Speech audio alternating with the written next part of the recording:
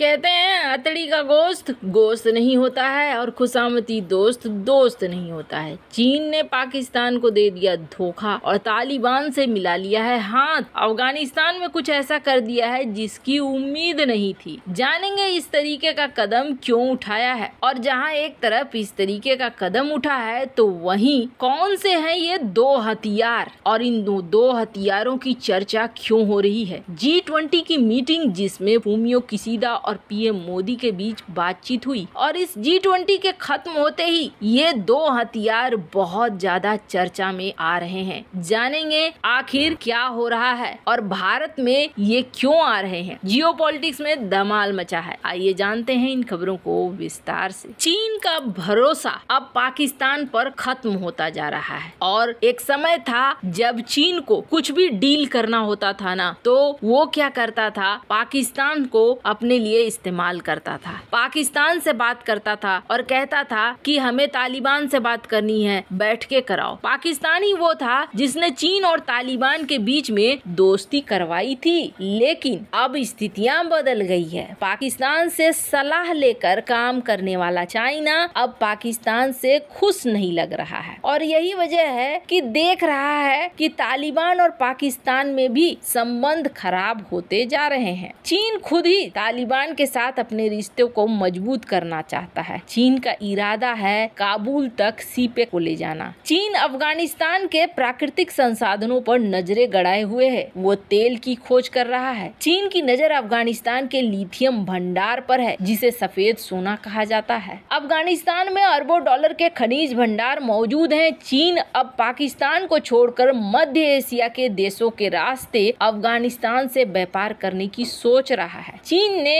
ऐसे समय पर यह कदम उठाया है जब टीटीपी ने पाकिस्तान पर भीषण हमले शुरू कर दिए हैं। चित्राल के कई गांवों पर तो टीटीपी ने कब्जा कर लिया है। कथित तौर पर पाकिस्तानी सेना और टीटीपी के बीच लड़ाई अभी जारी है। टीटीपी के आतंकी तालिबान के समर्थन से पाकिस्तानी इलाकों में घुसपैठ कर रहे हैं। पाकिस्तान लगातार तालिबानी सरकार पर आरोप लगा रहा है कि वो टीटीपी को शरण दे रहा है। वहीं तालिबान ने पाकिस्तान के सारे दावों को खारिज कर दिया है। जी नहीं, हमें कोई दिक्कत नहीं है, हम कुछ नहीं कर रहे हैं। आपको बता दें, इस वक्त जब चीन की जरूरत पाकिस्तान को बहुत ज्यादा थी, तब पाकिस्तान को चीन ने झटका दिया है और सीधे सीधे तालिबान से हाथ मिला लिया है। चीन ने अफगानिस्तान में तालिबानी सरकार बनने के बाद पहली बार अपने राजदूत को नियुक्त कर दिया है। चीन दुनिया का ऐसा पहला देश है जिसने अफगानिस्तान में अपना राजदूत नियुक्त किया। चीन के राजदूत झाओ सेंग का काबुल में राष्ट्रपति महल में एक आयोजन करके भव्य कार्यक्रम में तालिबान ने जोरदार स्वागत किया है। चीन उन कुछ देशों में शामिल है जिन्होंने तालिबान राज आने के बाद अफगानिस्तान में अपनी राजनयिक उपस्थिति को बरकरार रखा है। पाकिस्तानी विश्लेषकों का माने तो चीन के इस कदम के पाकिस्तान के लिए बहुत मायने हैं, और एक तरह से चीन का पाकिस्तान से किनारा करना है। पाकिस्तानी पत्रकार हैं कामरान यूसुफ यही मानते हैं और कहते हैं कि पाकिस्तान के पूर्व राजनयिक मान रहे हैं कि पाकिस्तान पे भरोसा खत्म हो गया है। अब पाकिस्तान पे भरोसा खत्म कर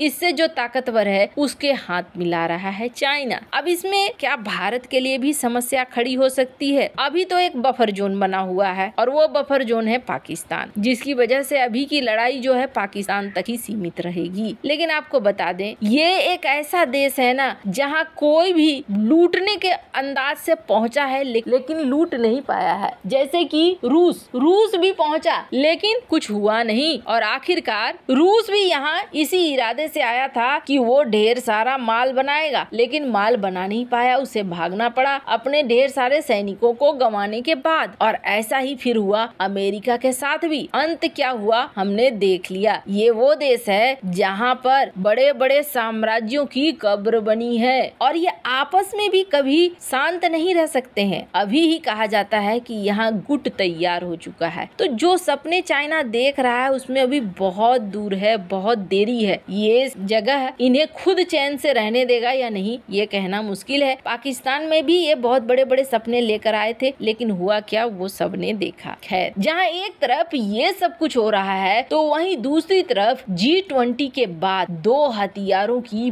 बहुत ज्यादा चर्चा हो रही है। और ये दो हथियारों की चर्चा इसलिए भी हो रही है क्योंकि क्योंकि जापान के पीएम फूमियो किशिदा और भारत के पीएम के बीच में एक बायलैटरल मीटिंग हुई और इस बायलैटरल मीटिंग में ये तय हुआ कि भारत को कुछ खास हथियार, ऐसे हथियार जिन्हें टॉप क्लास का माना जाता है, वो देने वाला है जापान। और जैसे ही ये बात आई चर्चा में, वैसे ही इस चीज को देखा गया कि उन हथियारों को लेकर ही टेंशन खड़ी हो गई। दुनिया ये सोच में पड़ गई, खास तौर पर जो भारत के विरोधी देश हैं, कि भारत के पास अगर ये हथियार आ गए तो भारत क्या से क्या कर देगा। अब उनमें से एक हथियार देखिए, ये हथियार है US-2, एक उभयचर विमान शिन माएवा US-2। इसकी खासियत जानेंगे तो आपके होश उड़ जाएंगे। देखने से ही ये चीज आपको समझ में आ रही होगी कि ये जो है एक ऐसा विमान है जो विमान पानी में भी उतर सकता है और जो विमान उड़ भी सकता है, यानी एयर टू सी। इसे बनाया ही इसलिए गया है क्योंकि ये हवा में भी काम करे और ये पानी में भी काम करे। जब ये बनकर आया था ना, इसने दुनिया भर की अटेंशन अपनी तरफ कर लिया था। ये इसलिए कर लिया था क्योंकि इसकी खासियत सुनकर आपको भी समझ में आ जाएगा। इसे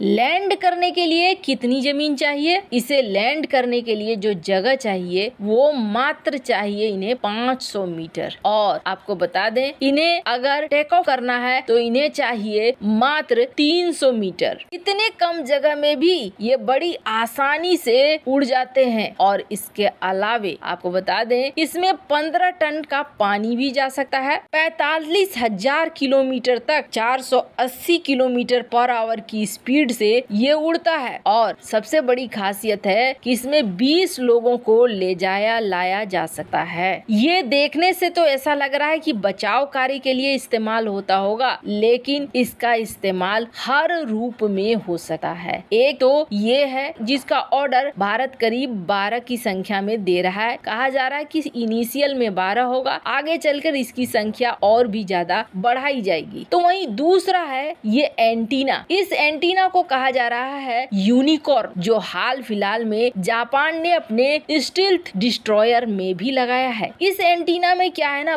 बहुत सारे एंटीना का कॉम्बिनेशन है जिसे एक शंकु का रूप दे दिया गया है। भारत को ये हथियार भी अब जापान दे रहा है। दरअसल गवर्नमेंट टू गवर्नमेंट कुछ डील हुई है और इस डील के तहत बिना किसी कंपनी या निविदा के जापान भारत को कई महत्वपूर्ण टेक्नोलॉजी देगा। और ये दोनों देशों के बीच एक बहुत बढ़िया वाला कॉन्ट्रैक्ट है। हमने आपको पहले भी कहा है, जापान इतना अच्छा है टेक्नोलॉजी में कि इसका फायदा ही फायदा भारत को मिलेगा अगर दोनों साथ आ गए तो। और किस्मत लग रहा है दोनों को साथ ला रही है। वैसे इन सब मामले में आपकी क्या राय है, कमेंट कर जरूर बताएं। जल्द मिलते हैं अगले वीडियो में नई खबर के साथ।